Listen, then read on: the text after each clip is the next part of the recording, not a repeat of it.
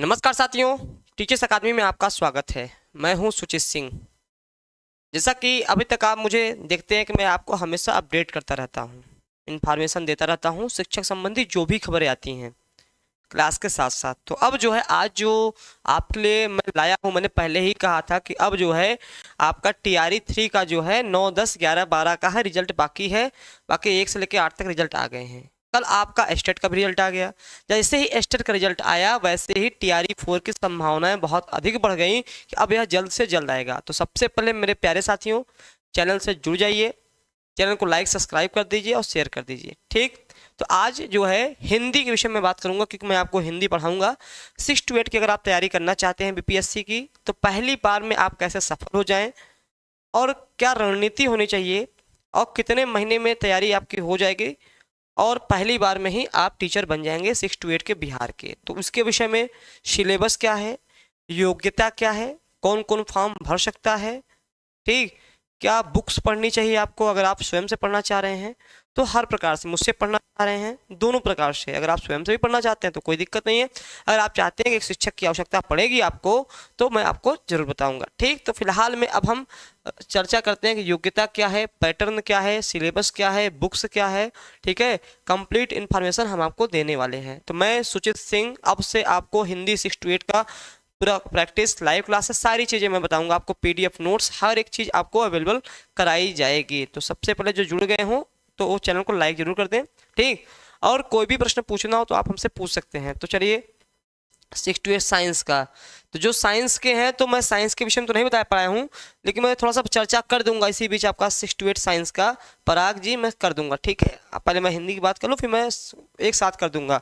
तो सबसे पहले आइए देखते हैं, ये हमारा ब्रह्मास्त्र विजेता बैच है जिसमें आपको live classes, practice set, model paper, study material, PDF notes, ये आपको है TGT PGT के लिए, फॉर TGT PGT और असिस्टेंट प्रोफेसर के एग्जाम के लिए है। TGT PGT और असिस्टेंट प्रोफेसर के एग्जाम के लिए यह आपका है, और आपका यह 6 मंथ की वैलिडिटी है। ठीक, तो चलिए अब आगे बढ़ते हैं। अब जो है आपका यहाँ से थोड़ा सा सिलेबस हम बाद में बात करेंगे। सबसे पहले हम 6 to 8 का करेंगे, क्या क्या कैसे करेंगे, आप कैसे फॉर्म भरेंगे जो नए हैं, क्योंकि TRE 4 के लिए एकदम तैयार हो जाइए। ठीक, तो यहाँ पर जो है आपका सबसे पहले आपका 6 to 8 यहाँ देख रहे हैं, 6 to 8 है। आपको क्या क्या चाहिए, आपका मैंने 3 वर्ग बांट दिया है। सीट आपका 6 to 8 3 प्रकार से, 3 प्रकार से मैंने कैटेगरी बांट दिया है। जो मैथ और साइंस वाले हैं, क्योंकि मुझे लगा कि चलो हिंदी के साथ साथ मैं सबका ही बता दूं। बताने बताने मैं हिंदी ही आया था, लेकिन मैंने कहा थोड़ा सा सब में चर्चा कर दिया जाए। ठीक है, तो अब देखिए जो मैथ साइंस वाले हैं, मैथ फिजिक्स केमिस्ट्री और बायोलॉजी, ये सोशल साइंस के लिए सारे सब्जेक्ट हैं। और जो है अब हम हिंदी की बात करते हैं, तो आपको जो है आपको क्या क्या योग्यता चाहिए मैं इसको बता दूं। सबसे पहले आपका क्या होना चाहिए, आपका ग्रेजुएशन होना चाहिए, ग्रेजुएशन होना चाहिए, सब ग्रेजुएशन आपका होना चाहिए। इसमें BA हो सकता है, BSc हो सकता है, BCom हो सकता है, तीनों हो सकता है, आपका होना चाहिए। ठीक है, BA BSc BCom होना चाहिए, और इसमें 50% होना चाहिए। सबसे बड़ा प्रश्न पूछा जाता है सर कितने अंक होना चाहिए, हमारा ग्रेजुएशन में कितने अंक होना चाहिए। ठीक है, नहीं, इसमें कोई अनिवार्यता नहीं है, बिहार में कोई अनिवार्यता नहीं है, केवल यूपी के TGT में यह अनिवार्यता है, बिहार में नहीं अनिवार्यता है, ना आपके LT GIC में अनिवार्यता है। ठीक है, तो इसमें कोई अनिवार्यता नहीं है। आपका BA BSc या BCom होना चाहिए, ग्रेजुएशन में एक चीज होना चाहिए, और आपका प्लस क्या होना चाहिए, आपका प्लस ये B.Ed होना चाहिए। देखिए प्लस B.Ed होना चाहिए, या आपका DLED होना चाहिए। तो यहाँ पे क्या लिखा है, ग्रेजुएशन में आपका 50% अंक होना चाहिए। उसके साथ साथ आपका B.Ed या DLED होना चाहिए। तो DLED वाले बच्चे कम मिलते हैं, B.Ed वाले बच्चे ज़्यादा होते हैं। 6 to 8 का है। ठीक है, अब प्रश्न क्या क्या आएंगे, ये आपका हो गया, समझ में आ गया सबको। अब यहाँ पर आपको जो भी प्रश्न पूछना होगा आप पूछ सकते हैं हमसे, मैं बहुत तुरंत बता दूंगा आपको क्या कैसे है। तो एक चीज क्लियर हो गया कि आपका ग्रेजुएशन BA BSc या BCom होना चाहिए, B.Ed आपका B.Ed होना चाहिए। ठीक, यहाँ पे क्या दिया है, पेपर CTET दिया है, CTET होना चाहिए आपका। यहाँ पे आपका क्या होना चाहिए, CTET होना चाहिए। मैं यहाँ लिख दूँ आपका BA BSc BCom, अरे बीकॉम ये होना चाहिए, ठीक है। बीएड होना चाहिए आपका, या डीएड होना चाहिए आपका, सीटेट होना चाहिए। क्या होना चाहिए? सीटेट होना चाहिए पेपर 2 का। पेपर 1 पेपर 2 दो प्रकार के सीटेट होते हैं, आपको पता है। दो प्रकार के सीटेट होते हैं ना, आपको पता है। तो सीटेट पेपर 2 जो आपको 6 से 8 का आप जो सीटेट का फॉर्म भरते हैं। अच्छी बात यह है कि जो दिसंबर में 14 तारीख को जो पेपर होगा, 14 दिसंबर को पेपर होगा सीटेट का, उनके लिए भी मौका बनेगा, उनके लिए भी मौका मिल जाएगा। ये बहुत अच्छी खबर है, हो सकता है उनको भी मौका मिल जाए जिन्होंने 14 तारीख को फॉर्म भरा हुआ, जल्दी से क्वालिफाई कर ले जाए। अब आगे बढ़ते हैं, आगे क्या क्या चाहिए। अब सीटेट में क्या क्या चाहिए, मतलब सीटेट में कितना नंबर होना चाहिए। अगर आप जनरल कैटेगरी के हैं तो आपका सीटेट में 90 नंबर होना चाहिए, ठीक है। बिहार से भी है और अदर स्टेट से भी है। ओबीसी कैटेगरी के हैं, बिहार से हैं आप, अगर बिहार से हैं आपका जो है 82 नंबर होना चाहिए। आप ST SC हैं, बिहार के हैं, देखिए बिहार का है, आपका 75 अंक होना चाहिए। अगर अदर स्टेट के हैं, चाहे आप OBC हो, ST हो, SC हो, कुछ भी हो, 90 नंबर पाना ही पड़ेगा, 90 नंबर पाना ही पड़ेगा। अब देखिए फीमेल के लिए क्या बात है। फीमेल के लिए देखिए इस बार ये यहाँ समझिएगा बहुत मोस्ट इंपॉर्टेंट है, क्योंकि 16 शिक्षिका बाहर, 16 टीचर बाहर हो गए हैं, महिला टीचर आपके बाहर हो गए हैं, 16 महिला टीचर आपके बाहर हो गए। इस चीज़ का बहुत ध्यान रखिएगा। यहाँ पे क्या करना है, अगर आप बिहार से जनरल हैं तो 82 नंबर, OBC हैं 82 नंबर, और ST SC है तो 75 नंबर। लेकिन यहाँ ध्यान रखिएगा, अन्य राज्य की महिला हैं, अन्य राज्य की महिला हैं, अन्य राज्य की महिला हैं, तो यहाँ पर जो है 82 नहीं होगा, यहाँ 82 नहीं होगा। यहाँ पे क्या हो जाएगा, सीधी सीधी सी बात है, यहाँ पे आपको 90 नंबर लाना पड़ेगा। अभी इसी चक्कर में 16 महिलाओं की नौकरी चली गई है, जिसमें से 15 यूपी की थी। अगर आप अदर स्टेट की महिलाएं हैं, इस चीज़ का बहुत ध्यान रखिएगा, अदर स्टेट की आप महिलाएं हैं तो आपको जो है, टेल मी सर, क्या संतोष ने कहा क्या TGT हिंदी के साथ संस्कृत का भी होना अनिवार्य है? अगर आप बिहार से तैयारी कर रहे हैं तो कोई अनिवार्यता नहीं है, ठीक है संतोष जी, कोई अनिवार्यता नहीं है, संस्कृत का बाध्यता नहीं है, ठीक। तो 90 नंबर यहाँ बहुत मोस्ट इंपॉर्टेंट है, समझने वाली बात है। आपको सीटेट में जो है 90 नंबर लाना पड़ेगा अगर महिला है तो, क्योंकि आप यहाँ पे जनरल की जो बिहार की महिलाएं हैं उनके लिए 55% है, अन्य राज्य की महिलाओं के लिए नहीं है, उनके लिए 60% का ही प्रावधान है, 60% के आधार पे 90 नंबर होता है, ठीक है। तो जो महिलाएं सुन रही हो अदर स्टेट की, उनके लिए खासतौर ये है, ठीक। तो इस चीज़ को देखते रहिएगा। आगे बढ़ते हैं।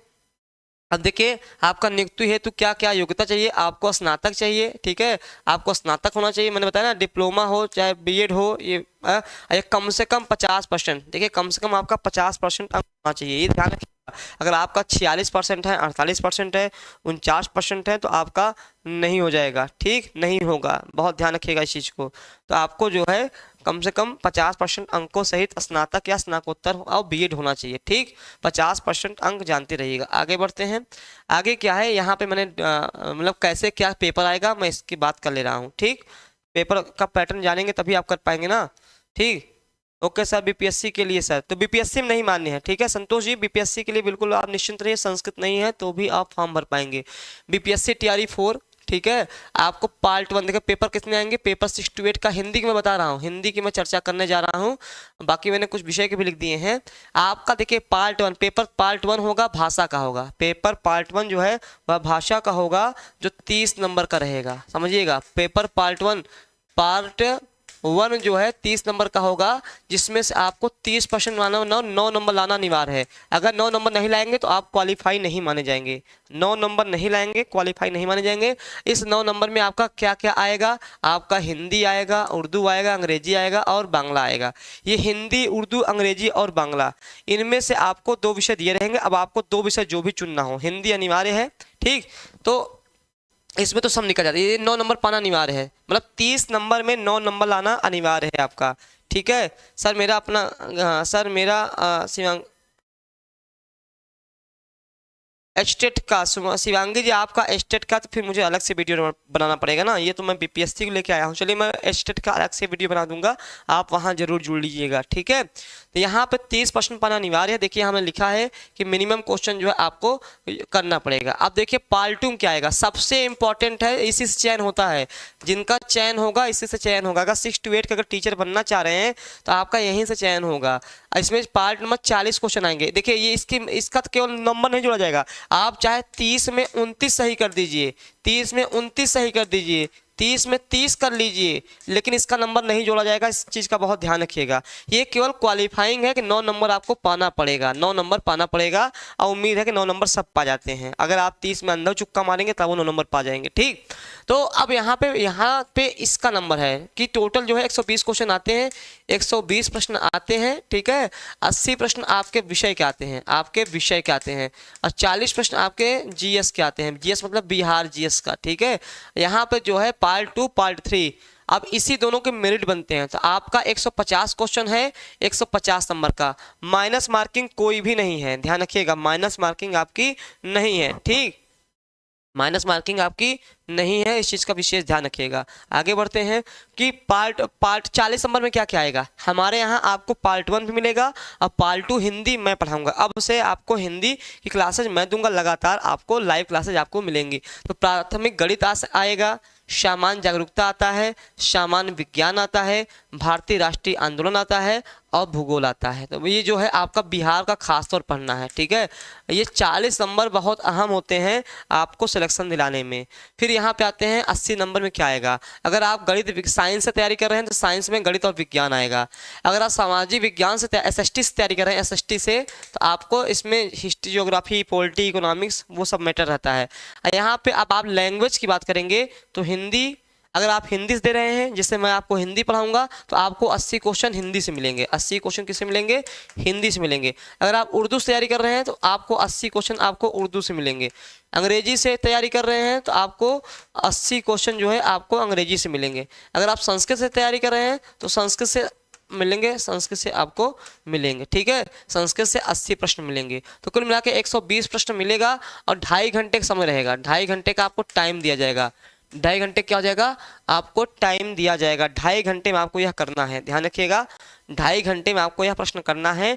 कोई माइनस मार्किंग नहीं है, और पेपर ऑफलाइन मोड में होगा। पेपर क्या होगा? ऑफलाइन मोड में होगा, ऑफलाइन मोड में होगा, ऑफलाइन मोड में होगा। इस चीज़ का ध्यान रखिएगा। तो मैंने क्या बताया आपको, आपका ग्रेजुएशन होना चाहिए, आपका बीएड या डीएलएड होना चाहिए, ग्रेजुएशन में आपका 50% अंक होना चाहिए। सीटेट में अगर बिहार के बाहर के हैं तो चाहे महिला हो चाहे पुरुष हो, सबको 90 नंबर पाना अनिवार्य है, तभी आप मान्य होंगे। अगर आप बिहार से हैं, महिला हैं, तो 82 अंक का है, और सबका अलग अलग कैटेगरी है, मैंने बता दिया है। ठीक है, लेकिन खासकर जो अन्य राज्य के हैं, जैसे उत्तर प्रदेश के हैं, मध्य प्रदेश के हैं, छत्तीसगढ़ के हैं, झारखंड के हैं, उनके लिए 90 नंबर पाना अनिवार्य है। अभी कई बच्चियों को निकाल दिया गया है। स्टेट अदर स्टेट क्या बोल रहे हैं कि भास्कर पूछ रहे हैं कि स्टेट अदर स्टेट वाले का 85 नंबर आया है सर, कोई दिक्कत तो नहीं है? कोई दिक्कत नहीं होगा। किस में है? 85 नंबर आया ना, कोई दिक्कत नहीं है। मैं बता दूं मेरे प्यारे साथियों, उसमें 50% अंक लिया जाता है, 50% अंक रख दिया गया है। तो मतलब जो अदर स्टेट के हैं तो उनको 75 नंबर पाना है, 75 नंबर पाना है।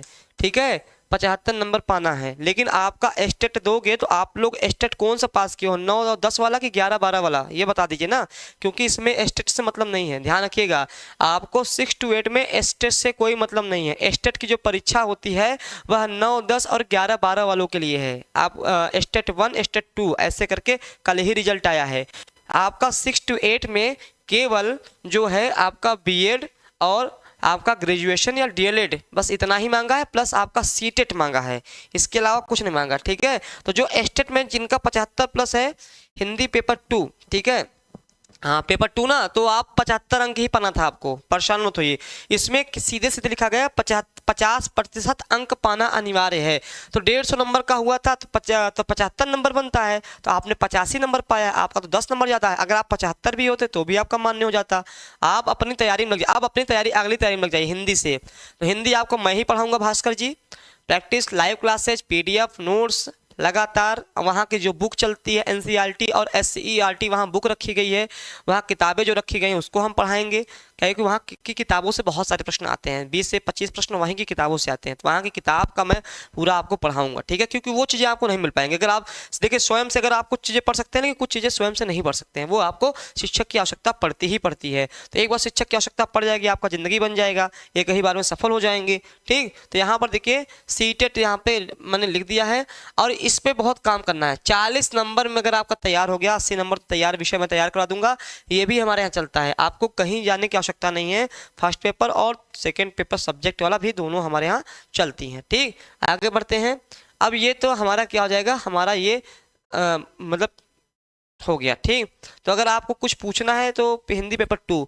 अब थोड़ा सा मैं चर्चा कर लूँ कि यहाँ कब तक आएगा। तो यहाँ देखिए आपका, मैं आपको अब से हिंदी पढ़ाऊंगा। हिंदी की मैंने योग्यता बता दी, थोड़ा सा मैं आपको सिलेबस हिंदी बता दूँ क्या क्या हिंदी में आएगा, जिसके लिए आपको तैयारी करनी है। ठीक है, हिंदी की मैं बता दूँ, जो हिंदी वाले हैं वो रुके रहें, बाकी तो ठीक है। देखिए संपूर्ण साहित्य आएगा, यहाँ देखिए क्या क्या आएगा। यहाँ से अगर हम देखेंगे तो यहाँ से आपको जो है देखो भाषा और बोली आएगा, भाषा और बोली आएगा आपका। ठीक, भाषा और बोली आएगा। यह 80 नंबर के आएंगे, 80 प्रश्न 80 नंबर के रहेंगे, 80 प्रश्न 80 अंक के रहेंगे, माइनस मार्किंग नहीं है। ठीक है, यह आपका विषय रहेगा। भाषा और बोली रहेगी। भाषा और बोली मतलब बोली जानते हैं ना, काल विभाजन रहेगा। ये काल विभाजन के अंतर्गत ही आता है। आदिकाल, भक्तिकाल, रीतिकाल और आधुनिक काल। हाँ, आगे बताएंगे। कवि एवं रचनाएं, ये रहेगा। ये आपका हिंदी का सिलेबस है। जो लोग नहीं लिखे हैं मैं जरा वो स्क्रीनशॉट कर लें। ठीक है, हाँ यूट्यूब पे क्लास चलेगा भास्कर जी, यूट्यूब पे चलेगा। मैं कल से एक टाइम निश्चित कर दूंगा, उसी टाइम पे चलेगा। ठीक है, थोड़ा सा मैं लगातार कई सारे क्लासेज ले रहा हूँ ना, आपका टीजीटी पीजीटी का कई सारे क्लासेज चलते हैं, तो मुझे ना टाइम थोड़ा सा सेट कर लूँगा, कल परसों से आपका स्टार्ट हो जाएगा। ठीक है, और विषय के आपके चल रहे हैं, बस मेरा ही थोड़ा सा था क्योंकि अब स्टेट का रिजल्ट आ गया है। तो स्टेट का रिजल्ट आने की वजह से अब जो है आपका नोटिफिकेशन अभी आएगा, उस पर भी बात करूँगा। थोड़ा सा मैं सिलेबस पे बात कर लूँ कि सिलेबस क्या क्या है। आप स्क्रीनशॉट कर सकते हैं, मैं हट गया हूँ, आप इसको स्क्रीनशॉट के रूप में भी देख सकते हैं। ठीक, तो चलिए मैं हट गया हूँ, स्क्रीनशॉट ले लीजिए, तो मैं आगे बढ़ता हूँ। ठीक है, अब आदिकाल का नामकरण, रचनाएं, भक्तिकाल का नाम, भक्तिकाल में जो रचनाएं हैं। ठीक है, ठीक, जैसे एक प्रश्न पूछ लेगा ऐसे, अगर मान लीजिए पूछ लीजिएगा कि भक्तिकाल को स्वर्णकाल किसने कहा है, स्वर्णकाल किसने कहा है, तो स्वर्णकाल किसने कहा है, भक्तिकाल को स्वर्णकाल कैसे कहा, किसने कहा, ऐसे टाइप के आपको प्रश्न थोड़ा सा दिखेंगे। तो कोई अगर हिंदी वाला बच्चा हो तो मुझे लगता है कि तुरंत बता लेगा भक्तिकाल को स्वर्णकाल किसे कहते हैं। अगर मैं पूछूं आदिकाल को वीरकाल किसने कहा है, एक प्रश्न बन गया आपका, आदिकाल को वीरकाल किसने कहा है, आदिकाल को वीरकाल किसने कहा है, किसने कहा है। तो जिसको जानकारी हो वो कमेंट बॉक्स में लिख दे। ठीक है, तो ये आपको ऐसे ही प्रश्न और भी डीपली थोड़ा सा मैं पढ़ाऊंगा, हालांकि 6 to 8 के हिसाब से पढ़ाना है, लेकिन मैं थोड़ा सा डीपली पढ़ाऊंगा ताकि आपको प्रश्न किसी भी लेवल पे पूछे तो आप कर ले जाओ। ठीक, तो ये आपका हो गया, कवि एवं रचनाएं पूछी जाएंगी। ठीक है, अब आते हैं आधुनिक काल में। आधुनिक काल में अगर देखेंगे तो भारतेंद्र युग, भारतेंद्र युग, भारतेंद्र युग। ठीक है, भारतेंद्र युग में जो आपके नाटक हैं, कविताएं हैं, ठीक है, निबंध है। ठीक है, हाँ ग्रियर्सन, भास्कर जी का अच्छा आंसर है, मैंने कहा ऐसे आंसर दिखने को मिलेंगे। ठीक है, द्विवेदी के विषय में पढ़ेंगे, छायावाद में पढ़ेंगे, प्रयोगवाद में पढ़ेंगे, प्रगतिवाद पढ़ेंगे, फिर नई कविता पढ़ेंगे। ठीक है, उसके बाद साठोत्तरी कविता है, ये सब चीज़ें हैं, लेकिन आपके 6 to 8 में इतना वहाँ नहीं पूछेगा। ये आपका ये सिलेबस है। फिर अगर हम गद्य विधाओं की बात करें तो गद्य विधा में कहानी, नाटक, उपन्यास, निबंध, जीवनी और रेखा चित्र। ठीक है, ये पूछेगा। और सबसे महत्वपूर्ण चीज है अपठित गद्यांश। अपठित गद्यांश आपका आएगा, अपठित गद्यांश आएगा, अपठित गद्यांश आएगा। वह 2 या 3 रहेगा, 2 या 3 रहेगा, पिछली बार 3-4 दे दिया था। ठीक है, अपठित गद्यांश भी आपका पूछेगा। ठीक है, अपठित गद्यांश पूछेगा। उसके साथ ही साथ जो है आपका जो सिलेबस वहाँ का है एनसीईआरटी और एससीईआरटी के बुक से पूछेगा, वो भी हम चर्चा वहाँ पे करेंगे आपके लिए। ठीक है, वहाँ भी हम चर्चा इस चीज़ को लेके करेंगे। तो ये आपका हिंदी का था, आप इसको स्क्रीनशॉट ले लीजिए। फिर आगे ये तो साहित्य था, अब मैं व्याकरण की बात कर लूँ। देखिए व्याकरण में जो है आपका रस, छंद, अलंकार। ठीक है, अलंकार से प्रश्न पूछ सकता है अगर मैं पूछ लूं। ठीक है, नहीं रेखा चित्र और संस्मरण अलग है। ठीक है, मैं दोनों को चीजें भास्कर जी मैं क्लास में आऊंगा, रेखा चित्र और संस्मरण दोनों को चीजें मैं बताऊंगा। ठीक है, कि रेखा चित्र और संस्मरण में क्या अंतर है, बेसिक ही अंतर है। लोग कंफ्यूज हो जाते हैं कि रेखा चित्र और संस्मरण में क्या अंतर होता है। तो फिलहाल जब मैं क्लास लेने लगूंगा वहाँ आपको शुरुआत रेखा चित्र की, संस्मरण की शुरुआत, कौन कौन से फेमस हैं, हर एक चीज मैं आपको बताऊंगा। फिलहाल में अब आते हैं रस, छंद, अलंकार। अगर अलंकार में जैसे प्रश्न ही पूछ लिया, अच्छा एक बात बताइए, ठीक है, आपका रस की संख्या कितनी है, इतना सरल पूछ लेगा 6 to 8। अच्छा रस की संख्या कितनी है, अच्छा रस की संख्या कुल कितनी है। अगर ये पूछ लिया रस के भाग, रस के कितने अंग हैं, अंग है या भाग, अब आप बताइए, विकल्प मैं दे रहा हूँ आपको 9, 10, 4, 11।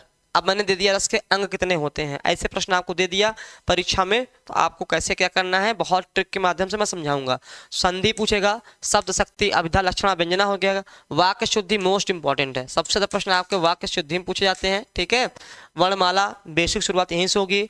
समास, शब्द रचना, इस शब्द रचना में आपको क्या क्या है, इसी शब्द रचना में आपका जो है शब्द 4 प्रकार के होते हैं ना, इसी में आपको क्या मिलेगा, अर्थ के आधार पे, उत्पत्ति के आधार पे, उत्पत्ति के आधार पे, ठीक है, ये सब आपको वहां देखने को मिलेगा। अरे तो ये भरत मुनि के हिसाब से थोड़ी पूछा है, मैंने ये कहा कि रस के कुल भाग कितने हैं, रस के भाग कुल कितने हैं, मैंने ये नहीं कहा भरत मुनि के अनुसार कितने हैं, ठीक। मैंने ये पूछा कि रस के कुल कितने भाग हैं, अंग हैं या भाग हैं, तो मैंने पूछा तो आपको ये बताना पड़ेगा, ठीक। वर्णमाला, समास, शब्द रचना, इसी शब्द रचना संज्ञा, सर्वनाम, क्रिया, विशेषण, अव्यय सब इसी के अंतर्गत आते हैं। वाक्य जो है अर्थ के आधार पे और रचना के आधार पे 2 प्रकार के होते हैं, रचना के आधार पे 3 प्रकार के और अर्थ के आधार पे 8 प्रकार के, ऐसे काव्य गुण, काव्य दोष और शब्द भेद, ये सब सारी चीजें आपको मैं पढ़ाऊंगा, ठीक है, ये मैं पढ़ाऊंगा, सारी चीजें मैं आपको पढ़ाऊंगा, ठीक, ताकि आपको एकदम एग्जैक्ट जानकारी है, कोई गलत ना हो, ठीक। फिर आगे देखते हैं, ये हमारा वाक्य रचना होगा, ठीक। अब आपका ये सिलेबस हो गया। अब देखिए, अब आते हैं, ये तो हमने चर्चा, अच्छा मैं अगर कर दूं, अगर जिन्होंने नहीं लिखा है वो फटाफट अगर स्क्रीनशॉट ले लें, इसका स्क्रीनशॉट ले लें आधुनिक काल का, ठीक है, यहाँ से इसका स्क्रीनशॉट ले लें। स्क्रीनशॉट लेने के बाद मैं साइड कर दे रहा हूँ, इसका भी स्क्रीनशॉट ले लीजिए, ले लिया, इसके बाद इसका भी स्क्रीनशॉट ले लीजिए ताकि आपको लिखना ना पड़े, आपको याद रहे, ठीक। अब बुक, क्या बुक पढ़ें, क्या बुक पढ़ें, किताब। अब किताब की बात करें कि किताब क्या पढ़ें, ठीक है, किताब कौन सी पढ़ें। अब देखिए यहाँ पे अगर किताब की बात किया जाए, कई सारी किताब हैं। सबसे पहले आपको रामचंद्र शुक्ल की हिंदी साहित्य का इतिहास, हिंदी साहित्य का इतिहास, ठीक है, आपको इतिहास पढ़ना पड़ेगा, ठीक है, एक ये हो जाएगा। और बुक में देखूं तो पहला बुक हो गया। दूसरी बात करूं बच्चन सिंह का, बच्चन सिंह का दूसरा इतिहास हो गया, दूसरा इतिहास हो गया, ठीक है। अब यहाँ पे गोविंद पांडे सरस्वती पांडे की भी अच्छी बुक है, गोविंद पांडे और सरस्वती पांडे, इनकी बहुत अच्छी बुक है, सरस्वती पांडे की, इनकी में सब है पांडे की, ठीक है, गोविंद पांडे और सरस्वती पांडे की भी बुक है, ठीक है। रस के 4 भाग है, बहुत अच्छा भास्कर, ठीक है, इनके भी पढ़ते हैं, सरस्वती पांडे और गोविंद पांडे की एक बुक है हिंदी का वसुंधरी इतिहास ना, हिंदी का जो आता है 1 लाइनर, बहुत अच्छी है। अगर हम व्याकरण की बात करें और काव्यशास्त्र की बात करें तो काव्यशास्त्र में जो है आपके कौन से राइटर हैं आपके, ये नाम ही नहीं आता है, 2-3 नाम अच्छे हैं ना, 2-3 अच्छे हैं, ठीक है। चलो अभी याद करता हूँ, उसके लिए मैं बताता हूँ, तब तक व्याकरण की देखें। व्याकरण की बात करें, वासुदेव नंदन प्रसाद, ठीक है, आपके व्याकरण के लिए चाहिए, ठीक है। व्याकरण के अलावा जो है आपका एक बुक है हरदेव बहारी, व्याकरण के लिए हरदेव बहारी, ये 2 आपके व्याकरण के लिए हो गए, 2 व्याकरण के लिए हो गए, ठीक, 2 आपके व्याकरण के लिए हो गए। बच्चन सिंह का दूसरा इतिहास, गोविंद पांडे सरस्वती पांडे की एक बुक है, इनकी हो गई। रामचंद्र शुक्ला हिंदी साहित्य का इतिहास, ठीक है, ये आपके 3 हो गई है। और साथ ही साथ वहाँ का 6 to 10 का आपका वहाँ जो बुक चलती है बिहार में हिंदी की, उसको पढ़ेंगे, जो बिहार में बुक चलती है उसको भी हम पढ़ेंगे, ताकि NCERT और SCERT, NCERT और NCERT यहाँ से भी आपको प्रश्न पूछा जाएगा। ये जो बुक होती है ना, यहीं से आपको दिक्कत होगी, क्योंकि ये आपको कहीं मिलेंगे नहीं, ये हम ही लोग मिलेगा ऐसा नहीं है, लेकिन हम पढ़ा लेंगे। अब देखिए, अब इतनी सारी चीज़ों को अब एक साथ पढ़ना, भाई 4 बुक है भाई, रामचंद्र शुक्ल की बुक हो गई, बच्चन सिंह की बुक हो गई, गोविंद पांडे प्रसाद की बुक हो गई, वासुदेव नंदन प्रसाद की हो गई, हरदेव बहारी की हो गई। अब 5 से 6 बुक अगर पढ़ना चाहते हैं, अगर आप चाहते हैं कि हमारा पहली बार निकल जाए, हमारा कोई भी ऐसी चीज़ें ना हो जो हमारी कमज़ोर कड़ी हो, तो मैं आपको अब से सुचित कुमार सिंह 6 to 8 जो है आपको हिंदी में पढ़ाऊंगा। जो मैंने सिलेबस लिखवाया है उस सिलेबस के अकॉर्डिंग मैं प्रैक्टिस कराऊंगा, पीडीएफ देंगे, लाइव क्लास लेंगे, ठीक सारी चीज़ें आपको दी जाएंगी। और जो बुक है साथ ही साथ जो अपठित गद्यांश आएंगे उस पर भी मैं आपको प्रैक्टिस कराऊंगा कि अपठित गद्यांश कैसे किया जाता है, ठीक। क्योंकि जो शीर्षक पूछ लेता है ना अपठित गद्यांश में, वहां गलती हो जाती है कि इस अपठित गद्यांश का शीर्षक क्या है। तो आप सब कुछ तो ढूंढ लेते हो लेकिन शीर्षक नहीं ढूंढ पाते हो, तो वहाँ कई बच्चों का गलत हो जाता है। वहाँ हम चर्चा करेंगे शीर्षक के विषय को लेकर के, ठीक है, शीर्षक विषय को लेकर हम चर्चा करेंगे। तो ये आपका उम्मीद है अगर आपको कोई प्रश्न पूछना है तो पूछ सकते हैं। तो अब जो है लगातार चलेगा, अभी से तैयार हो जाइए। अब आते हैं टीआरई 4 के विषय में। कब आएगा टीआरई 4? टीआरई का टायर 4 मैं लिख दे रहा हूँ, टायर 4 मतलब TR 4.0। टायर 4 कब आपका आएगा? टायर 4 जो है आपका कब आएगा, कब तक उम्मीद है? लगभग 1,38,000 जो है आपकी 1,38,000 आपकी वैकेंसी जो है आपको देखने को मिलेगी और काफ़ी ज़्यादा पद आएंगे। दूसरी चीज़ क्या है, आपको यह जनवरी तक में दिख जाएगा। जनवरी में आपको नोटिफिकेशन दिख जाएगा। नोटिफिकेशन जनवरी या लास्ट दिसंबर, अंतिम दिसंबर या जनवरी में नोटिफिकेशन देखने को मिल जाएगा। तो इसीलिए अभी से आप, अगर बहुत समय मिलेगा आपको ना, तो आपको 3 महीने का समय मिलेगा। 3 महीने का समय मिलेगा। इस 3 महीने में आप तैयारी कर लिए। 3 महीने का टाइम रहेगा। 3 महीने का टाइम रहेगा। अगर आप इस 3 महीने में तैयारी कर लिए ढंग का, एक ही बार अपठित गद्यांश की कोई बुक तो नहीं आती है, ऐसा कोई बुक नहीं आती है। कोई बुक आ जाए अलग से दे दे, अपठित गद्यांश में तय भी नहीं होता ना कि कौन सा अपठित गद्यांश दे दे। इसमें तो कम से कम तय है, जो आपको मैंने सिलेबस बताया वहाँ तो एक प्रकार से हो सकता है, लेकिन अपठित गद्यांश में कैसे हो पाएगा, ठीक है, वो तो हम पढ़ाएंगे आपको, निश्चिंत रहिए, ठीक। तो यहाँ पे 3 महीने का समय आपको देना पड़ेगा और कम से कम 6 घंटे आपको पढ़ने पड़ेंगे। 6 घंटे रणनीति बनेगी, 6 घंटे पढ़ने पड़ेंगे। और प्लस लाइव क्लास में या जब भी आप आएँ, प्रश्न हो तो आप उत्तर दें और जुड़े रहें सेशन से और अपना मूल्यांकन चेक करें, क्योंकि कंपटीशन बहुत होने वाला है। आप जान रहे हैं जब से हर स्टेट के लोग, यूपी वाले खास तौर जब से बिहार गए हैं तो कंपटीशन बढ़ गया है। जो नॉर्मल जो है 60-65 कट ऑफ रहती थी, अब समझ लीजिए 82 कट ऑफ रह रही है। 82 कट ऑफ आपकी रह रही है जनरल की देखा जाए तो, ठीक है। मतलब ऐसी स्थितियाँ आ गई हैं, इतना मतलब कंपटीशन बढ़ गया है। तो बिल्कुल हल्के में ना लेके बिहार ऐसे निकल जाएगा, कंपटीशन बहुत ज़्यादा है। आपको बहुत सारी पढ़ाई करनी है। अगर आप चाहते हैं कि ये सब सारी चीज़ें जो आपको 5 से 6 बुक लिखाई गई है, अगर आप चाहते हैं कि बुक को एक साथ एक जगह पढ़ा जाए तो आप मुझसे जुड़ सकते हैं। आपको रामचंद्र शुक्ल, हरदेव बाहरी, वासुदेव प्रसाद, बच्चन सिंह की जितने बुक का एक निचोड़ मैं आपको वहाँ पे पूरा निचोड़ मैं आपको इस क्लास में देने वाला हूँ। साथ ही साथ जो वहाँ पे 6 से लेकर 10 तक की बुक चलती है बिहार में, उसको भी मैं आपको पढ़ाऊँगा कि कौन सा सिलेबस है, कौन सी कविताएँ हैं और कौन सी रचनाएँ शामिल हैं, कौन से कवि शामिल हैं, वहाँ पे भी मैं समझाऊंगा आपको, ठीक है, सारी चीज़ें। तो आपको घबराने की ज़रूरत नहीं है, बशर्ते थोड़ा सा जो है आपको लगातार पढ़ने की ज़रूरत है। 68 बैच का बैच प्रारंभ हो जाएगा। सुनील कुमार, कल से आप आज फ़ोन कर लीजिए, कल से शायद मैं जो है कल से या परसों, अगर करना है परसों जो है हम क्लास स्टार्ट कर देंगे, हम क्लास जो है प्रारंभ कर देंगे हिंदी का। हिंदी अब हमसे आप मिलेंगे, हिंदी जो है आपको, हिंदी आप हमसे मिलेंगे। आप बस नंबर पे कुछ नहीं करना है, 96 28 95 92 37 इस पे कॉल कर लेना है, कर देना सर हिंदी का जो भी है 6 to 8 9 to 10 11 to 12 जिस भी क्लास में आप चाहना चाहते हैं सारी क्लासेस आपकी चलने लगेंगी, ठीक है, चल रही हैं, आपको वहाँ आपको मिल जाएगा, ठीक। आज जब से मैंने स्टेट का जब आया गया ना, मैंने कहा पहले स्टेट का रिजल्ट आ जाए तब मैं इस चीज़ पे चर्चा करूँ और लगातार क्लासेस स्टार्ट कर दूँ, ठीक। तो आप लोग लगातार तैयारी करते रहिए और उम्मीद है कि TRE 4 में आपका सिलेक्शन हो जाए। भैया 44,000 रुपया सैलरी है, 44,000 रुपया सैलरी है। बताइए सैलरी 44,000 रुपया आपको मिलेगी हर महीने, तो बताइए ख़त्म भी नहीं हो पाएगा, मिला आपका फिर हो गया। 44,000 रुपया लगभग आपको सैलरी मिलेगी 6 to 8 का ही। तो इसलिए मेरे प्यारे साथियों इसको गंभीरता से लीजिए, नौकरी बहुत अच्छी है बिहार की और बहुत सारे पद आए हैं। अब शायद टायर 4 के बाद शायद ही टायर 5 आ सके, क्योंकि चुनाव है वहाँ पर, इसलिए उम्मीदें कम जग रही हैं। फिलहाल में जब आपके सामने इतनी बड़ी वैकेंसी है तो चूकिए नहीं, तुरंत जुड़ जाइए और हम आपके साथ हैं लगातार।